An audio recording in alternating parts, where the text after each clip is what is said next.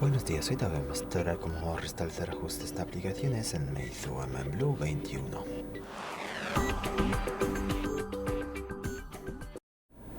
Para eso hay que acceder a la aplicación Ajustes y luego de Ajustes seleccionar la pestaña Sistema, la penúltima de la lista.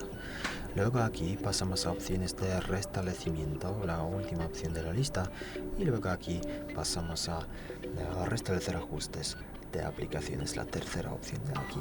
Leemos este aviso si vamos a borrar todas estas preferencias, pero no perdemos en este caso los datos de las aplicaciones, entonces no perdemos ninguna foto, ningún contacto, etc.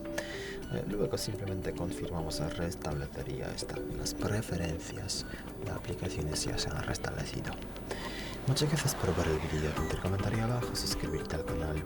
Hasta luego.